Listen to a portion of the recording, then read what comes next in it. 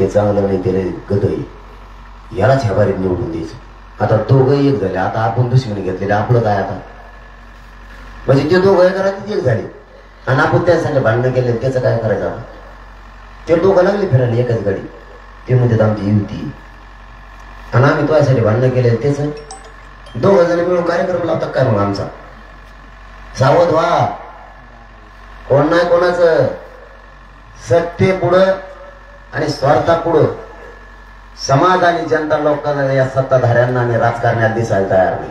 त्यासाठी आपले लेकरं मोठे करायचं बघा, स्वार्थ आपल्या लेकरात आपण बघा. देवेंद्र फडणवीसांनी किती षडयंत्र होते, तुम्ही काळजीच करू नका, त्याच्या मुंडक्यावरच बसून आरक्षण घेतो सोडतच नाही. मी त्यांच्या मागं कधीच लागलेलं नाही, एक शब्दाने दुखवलेलं नाही. म्हणजे षडयंत्र माय होतं यासाठीच नेमली त्यांनी, काही देणं घेणं नाही, काही नाही केलं यासाठी. कोणाला असती ज्याने 1000-1500 खुना केले त्याच्यासाठी, हजारो कोटी रुपयाचा घोटाळा केला त्याच्यासाठी, एखादा मोठा हत्याकांड झालाय त्याचा शोध लागत नाही त्याच्यासाठी, यासाठी. समुद्रात मोठमोठाले नंबर 2चे धंदे त्याचा शोध लागत नाही त्याच्यासाठी. मी काय केलंय, माय घरावर 13 पत्रे सिमेंट नागपूरला नेऊन टाकतो तुझ्या घरावर. मग जर पाकिट चोराने आणलं तर 2 दिवस भाकर खात नाही. ते म्हणते माया उभ्या जिंदगीत बेकार गिरायक लागलंय, 8 आणा सुद्धा नाही निघाल त्याच्या. माझ्याजवळ आहे काय, तू माझी इमानदारी अशी नाही घेऊ शकत, तर लक्ष आहे. तुझा कार्यक्रम उलटा सुलटा करीन, पण तू माझी इमानदारी जातीवरची निष्ठा नाही तर देऊ शकत. नवीन डाव टाकेतो, मध्ये डाव टाकला पुन्हा, उपोषण सुटलं, सलाईनमधून विषबाधा करायची मला. ते प्रकाश आंबेडकर साहेबांनी सांगितलं, ते म्हणले विषबाधा होऊ शकते, यांच्या हातानं उपचार घेऊ नका. काही पण डाव टाकतो, मध्ये याला डाव टाकला, त्या गिरीश महाजनने डबड दे गाचपणे पडून आलं गेलं.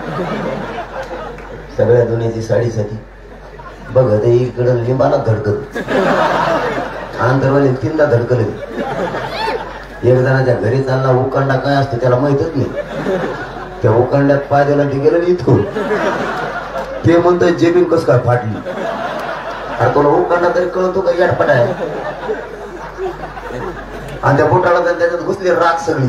ते म्हणतो खालून पांढरं काय नाही घेत, म्हणलं किरण टाकलेली खाली पिठात.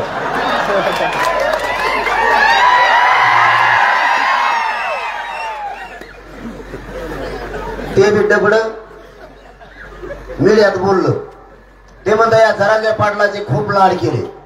मग तुम्हाला काफी पाहिजे एखादी बार, आता पाळणा बांधला झोका दिला मला एखादी बार, तो कवा लाड केला हो माहीत. अरे तूच अंतरवालीला आला तर आमचा चहा पिऊन गेला, 20 रुपयाची पाण्याची बाटली पिऊन गेला. 20 रुपये आमच्यासाठी लय महत्वाचे. माझ्या मायबाप मराठ्यांचे घामाचे कष्टाचे पैसे तुझ्यासारख्या हरामीचे पैसे नाहीत आमजवळ. ते 15 रुपयाचा बेल्ट घेतलाय जत्रातून आणि ते इन करताय आणि चेडीवर वडीत माया काय नाही दिला होतो तू. घेतलं टंबराळ वाजून स्वतःच. ते तसं म्हणला की जामनेरचे मराठी माझ्याकडे आले अंतरवाली, ते कुणबी आहेत. त्यांनी सांगितलं पाटील आम्ही कुणबी आहेत, पण 34% थोडे बी नाही. तुम्ही जात एकत्र केल्यामुळे आम्हाला खूप तुमचा स्वाभिमान आहे, कारण आम्ही विदर्भापासून सगळेच मराठी तुमच्यासह आपण एकजूट आहेत, 100% एकजूट आहेत. ते बोलल्याला आम्हाला लागलं, तो तुम्हाला बोलल्याला आमच्या जिव्हारी लागले. आयुष्यभर त्याच्या होतात, पण बघा ह्या बारी त्याचा टांगाच पलटी करतो. गाणं काही गरज होती बोलायची, घेतलं की नाही वाजून चला तर एकीकडून बघत एकीकडे. माझ्या व्यासपीठावर बांधल्यापासून त्या लोणला हात दिला तिथंच झोपलो. गच पण म्हणलं उठाय वय खाली, तुम्ही टीव्हीला बघा का नाही. अरे तुमच्या टीव्ही आहेत नाही, अरे मला हा नाही काही म्हणता का नाही. मग सगळं टीव्हीवर दंग असतो, काय संधी तिथंच. कानात बोलून देत नाही, काहीच नाही, कसं नाही, कान नाही, फिन नाही, वट माहिती तिकडे खाली होईल. मी ह्या दुश्मना फक्त माझ्या गोरगरीब समाजाचे लेकरं मोठे व्हावेत म्हणून पत्कारल्या, नाही तर माझा संसार सुखी झाला असता. पण तुमच्या लेकराचं डोक्यावर पाप मी घेऊन नाही जगू शकत. ते हरामाचं काय नको मला, काय गरज नाही मला कशाची. मला पद नको पैसे नको, माझी संपत्तीच तुम्ही आहे. तुम्ही लय माया दिली मला. माझ्या मायबापाचे 7 महिन्यात तुम्ही आठवण नाही येऊ दिली. इतकं प्रेम समाजानं माझ्यावर केलं. यांच्याशी गद्दारी करणारी पैदास माझी नाही. त्याने डावट टाकी देते नुसती. मी प्रत्येक डाव टाकून देतो, त्याच्यातून त्याला बाहेरच नाही निघतंय. मी नसतो मुंबईलाच निघालो होतो आणि मी 8 किलोमीटर गेलो होतो. घेतलं का ओढ लावून दिली. भाऊ तर मला येऊन द्यायला पाहिजे होतं, मग तुला कचका कळाला असता मग आम्ही काय. मला असं जातीला आरक्षणाला बोललं की सहनच होत. तुम्ही गोडीनं काही करा, पण खुन्नच द्यायचं काम केलं की मी कार्यक्रम करेक्टच करतो, सोडतच नाही त्याचा. मग तो कोणी असो सुट्टी देत नाही. आता नवीन डाव टाकला जमून तिने आज प्रकाश आंबेडकर साहेबांनी आज बैठकीत पत्रकार परिषद घेतली आणि त्याच्यात सांगितलंय की ते काही बी ते मी काय चूक केली मला अटक करायला. तुम्ही इतकं बदनाम केलं मला पाठीमागं. मी इमानदारीनं मराठ्यांचं काम करतो ही मी चूक केली. माझ्या समाजावर माझी निष्ठा आहे ही चूक आहे माझी. मी माझ्या समाजाला दैवत मानलं ही चूक आहे. मला वाटतं माझ्या गोरगरीब मराठ्यांचे पोरं मोठे झाले पाहिजे ही चूक केली मी. म्हणजे तुम्हाला फुटलो तर मी चांगला आणि नाही फुटलो तर मध्ये टाका. फडणवीस साहेब जेलमध्ये सडन आयुष्यभर, पण तुमचं स्वप्न कवा साकार होऊ देणार नाही मी. भाषा काय छत्रपतींचे विचार घेऊन चालते आणि आई बहिणीवरून बोलला म्हणून SIT. म्हणजे तुझ्या आई बहिणीबद्दल बोललो तर SIT आणि आमच्या त्या आई बहिणीला विजत नाही का? कोणत्या दुनियेत जगतोय तू? छत्रपतीचे विचार तुम्ही कोण शिकवणार आहे आम्हाला? मला माहित नाही त्या उपोषणाच्या काळात बोललंय असं. 17 दिवस पोटात पाणी नव्हतं, अन्न नव्हतं, उपोषणात चिडचिड होती. फडणवीस साहेब तुम्हाला नाही कळायचं उपोषण म्हणजे काय. आमच्या मराठ्यांच्या जीवावर तुम्ही त्या राजगादीवर बसलेला आहे. तुम्हाला नाही कळायचं उपोषण म्हणजे काय, त्याग म्हणजे कशाला म्हणते. तुम्हाला उपोषण म्हणजे काय जर बघायचं असलं ना, फक्त 8 दिवस माझ्या शेजारी येऊन बसा, उपोषण करा, मग उपोषण काय तुम्हाला कळत. तुमच्या कुंकून हवा बाहेर निघाल तुम्हाला कळणार सुद्धा नाही. आणि तुमची ढेरी कुंकरची टाकली तिचा निर्णय लागायचा. तुम्हाला योगा करायची सुद्धा गरज नाही. तुम्ही आपल्यापाशी या, वजन कमी करायचं औषध माझ्याजवळ. हिंडूच नका इकडे तिकडे. जर सलान लावायचं ठरलं तर डॉक्टरला तुमची शिर सुद्धा नाही सापडली, मै सुद्धा नाही सापडत. 10 डॉक्टर घटत आहेत मला. तेव्हा ते शिरच सापडणार. मला शिरत नसत्या नाहीत मायाला. चोळून हात ते बेदार करते, ते पाणी लागते काय करून. एका डॉक्टरने तर माया शिर म्हणून हाडकालाच लावली आणि हात फुगल्यावर मग धोकलं का कम. फडणवीस साहेब तुम्हाला नाही कळायचं उपोषण म्हणजे काय. त्या उपोषणात झालाय असं. मी माता भगिनीला मानतो म्हणून त्याच वेळेस जर नजर चुकीन झाला असलं ते लक्षात सुद्धा राहत नाही त्यावेळेचा प्रकार, तरी मी दिलगिरी व्यक्त केली. कारण मराठ्यांचं मन मोठं आहे आणि मराठ्यांची संस्कृतीच ती आहे. मी दिलगिरी व्यक्त केली. पण तुमच्या आई बहिणीवर बोलल्यावर तुम्हाला एवढं लागलं म्हणजे तुमच्या घरातली ती आई बहीण आणि आमची ती आई बहीण नाही. आंतरवालीच्या माता मावल्यांच्या डोक्याच्या चिंदड्या केल्या त्यावेळेस नाही का फडणवीस साहेब तुम्हाला त्यात आई बहीण दिसली तुमची. तुमच्या घरातल्या आई बहिणीला विज्जत आणि आमच्या आई बहिणीला विज्जत नाही. बंदुकीच्या दस्त्याने डोक्याच्या चिंदड्या केल्यात मावल्यांच्या. 50 टाके पडले त्या आई बहिणीला. त्यातलं का फडणवीसांना आई बहीण दिसली स्वतःची ती आई बहीण आणि आमच्या आई बहिणीला विज्जती नाहीत काय? आम्हाला या राज्यात प्रतिष्ठा नाही आहे का? आम्हाला काहीच अस्तित्व नाही का या राज्यात? आमची ती बाई आणि तुझी ती आई बहीण. कोणतं राज्य चालवतो तू? धमक्या कोणाला शिकवतोय? माझ्याशी नीट राह, नाही तुझा उलटा सुलटा कार्यक्रम केल्याशिवाय मी सोडणार नाही तुला. आमच्या त्या आंतरवलीच्या बहिणीच्या पायात 9 वर्षाच्या लेकराच्या पायात गोळी शिरली. त्या मुलीच्या पायातून गोळी काढताना 1.5 लिटर पेक्षा जास्त पाणी निघालंय. देवेंद्र फडणवीसांना त्यात लय काय भेट दिसली. त्याला आवाज बोलायची भाषा आम्हाला सांगतो. काम तसं करावं लागतं तेव्हा सन्मान समोरचा देतो. आमच्या पोराच्या पोटात गोळ्या शिरल्या. लीलावती हॉस्पिटलला ऍडमिट केलं मुंबईला. 13 गोळ्या पोटात. त्या पोराला जेवण सुद्धा करता येत नाही. देवेंद्र फडणवीसला त्याच्यात लय काय भेट दिसली. आमच्या माता माऊलीच्या पायात त्या गुडघ्यात गोळ्या शिरल्या. तिला आत्ताही शेतात जाता येत नाही. तुझ्यामुळे वाटलं झालं आमच्या आई बहिणीच्या संसाराचं.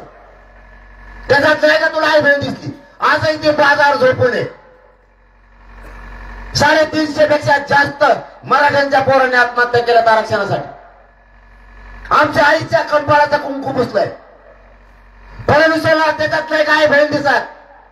कोणाला शिकवतो छत्रपतींचे विचार तू. कोणत्या राज्य चालायला निघालास. धमकीच्या आणि विचाराच्या भाषेतून मला शिकू नको. आजही त्या आमच्या भावाने आत्महत्या केल्या. त्यांच्या कंपाळाला कुंकू न राहिले त्या ताईच्या. त्या 2 वर्षाच्या लेकराच्या आईला विचारतात अरे आपले बाबा कुठे आहेत. काय उत्तर द्यायचं त्या आईने. फडणवीसला नाही का दिसत त्याच्यात आई बहीण. स्वतःच्या आई बहिणीला बोललेलं इतकं लागलं तुला. 6 महिने झालं करोडोनं माझा मराठा समाज रस्त्यावर आहे. मी मुलगा म्हणून काम करतोय त्यांचा. नाही सहन करणार. तुम्ही देवेंद्र फडणवीस साहेब आडव्यास चिरू नका. नाहीतर तुमचा नीट उभा सरळ करण्यास सोडत नाही मी तुम्हाला. मराठ्यांनी जर अशी केली दडपशाही सुरू ठेवली तर यांचा पुरा राजकीय सुपडा साफ करायचा. यांचं आयुष्य भर कपाळाला गोल लागलेला आहे. आपल्या पोरांचा वाटोळा करणाऱ्याची माया दया करायची नाही. पक्ष कोणताही असू द्या. याला कोणी सांगितलं आणि आता पुन्हा ट्रॅप रचतोय. कोणते व्हिडिओ आणि रेकॉर्डिंग माझ्या व्हायरल करायला सांगितलं. हे प्रकाश आंबेडकर साहेबांनी पत्रकार परिषदेची मिळाली म्हणे. यांचा सगळा आयटीशल कामाला लागला. हा फुटत नाही ना याला बदनाम करून टाका.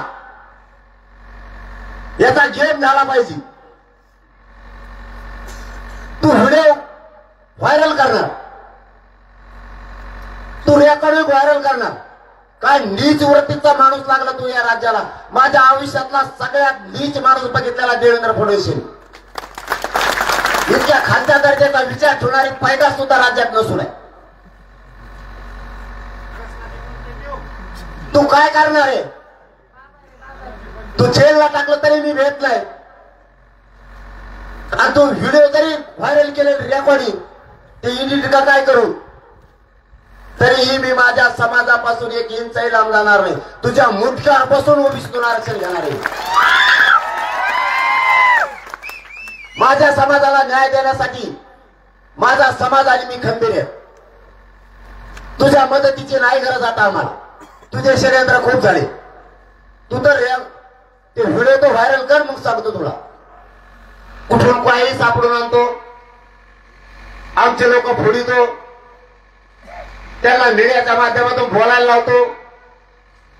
मराठा समाजाची झालेली एकजूट फुटायला लावली. मायबापावर मुलगा म्हणून तुमच्या पायाला हात लावून तुम्हाला सांगतो मी असं नसेल मला माहित नाही. मी जेलला सडेल काय होईल ते होईल. तुमच्याशी गद्दारी करणार नाही. पण तुमच्या खांद्यावर आजच जबाबदारी. माझी जात एकत्र आली ती फुटून देऊ नका. ही जात कायम एकत्र ठेवा. आता याला नीट करायला मी खंबीर आहे. रोज वेगळे डाव टाकतोय. मराठ्यांनी एकच प्रति डाव टाकला तरी दिल्लीला जाऊन बसलाय. ते फॉर्म भरायचे. झोप सुद्धा येत नाही त्याला. आमच्या विरोधात डाव टाकायला चाललाय. गलत माणसाच्या नादी लागलात तुम्ही फडणवीस साहेब. माझ्या नादाला तुम्ही आणखीन तरी लागू नका. तुमचा इतका त्रास होईल. मला जर अटक केलं तर हे मराठ्यांचा आग्यामुळे तोळ्याच अंगावर आहे. भाषाच बदलून गेली. मस्तीची भाषा. सत्ता तुम्हीच दिली. असल्या लोकांना कशाला सत्ता देत आहे. जे आपल्याच पोराच्या मूर्त्या पाडायला निघाले. मी आज राष्ट्रवादी असो, काँग्रेस असो, शिवसेना असो, नाही तर भाजप असो, जो बोलला त्याला वाजवलेला माझा 6 महिन्याचा इतिहास पाठीमागचा काढून बघा. मी फक्त आणि फक्त माझ्या मराठा समाजाचा आहे आणि त्याच्या विरोधात बोलला की मी त्याला कोणालाच सोडत नाही, मग तो कोणीही असो. आता आरक्षण मिळवण्याचा दिवस जवळ आलाय. आरक्षणासाठी सावध राहा. पुन्हा एकदा एकत्र यायची वेळ आली तर एकत्र येऊ, पर्याय नाही. तुम्हाला एकदा हाक दिली होती, तुम्ही 1.5 ते 2 कोटी संख्येनं अंतरवालीला आले होते. देवेंद्र फडणवीसने त्या गृहमंत्री, त्या गृहमंत्री पदाचा जर त्यांनी गैरवापर केला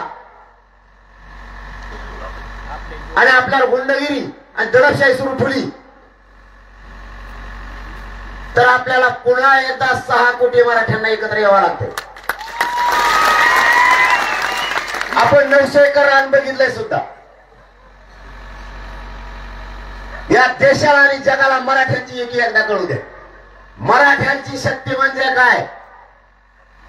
एक दिवस सगळ्यांनी काम पुढे आपल्या लेकरासाठी. ऊन असू द्या, नाही तर वारा असू द्या, नाही तर मुसळधार पाऊस असू द्या, गावाची गावं झाडून पुसून आले पाहिजे. ज्याच्या गावात चोरी होईल ते पुरं गाव आंदोलनाला आलं म्हणून समजायचं. इतक्या ताकदीने एकत्र यायचं. लेकरा बाळासह सगळ्यांनी सहभागी व्हायचं त्याच्यात. बघूया याची दहशत मराठ्यांना कसा हरवतो येऊ. कारण इथं प्रश्न आता जातीच्या अस्तित्वाचा आहे आणि मुलांच्या सुद्धा भविष्याचा. दोन्हीकडून कसरत आपलीच आहे. चारी बाजूने त्यांनी आपल्याला घेरलेलं आहे. यांचं षडयंत्र तोडायची जबाबदारी आपल्या मराठ्यांवर. ही शेवटचा डाव आहे त्यांचा. हे हाणून पाडा. विश्वास ठेवू नका. आता दुसऱ्याचं ऐकायचं बंद करा. दुसऱ्याचं ऐकून ऐकून आपल्यात फूट पडलेली. आपल्या लोकांनी सांगितलं ते खोटं आणि दुसऱ्याने सांगितलं ते खरं, हे आता बंद करायचं. आपल्या जातीने आणि आपल्या लोकांनी सांगितलेलं खरं समजायचं, त्याच्यावर विश्वासच ठेवायचा. दुसऱ्यांनी टीव्हीला किंवा सोशल मीडियाला काही टाकलं त्याच्यावर विश्वास ठेवायचा नाही. आपली जात आता संपू द्यायची नाही. काही झालं तरी हरकत नाही. मी शब्द देतोय जाताना तुम्हाला, माझा जीव जरी गेला तरी मी 1 इंच सुद्धा तुमच्या लेकराला आरक्षण दिल्याशिवाय माग वाटत नाही. मला जेलला सोडलो तरीही मी माग वाटत नाही. माझा शब्द आहे तुम्हाला, जेलला टाकू द्या, नाही तर मान कापून येऊ द्या.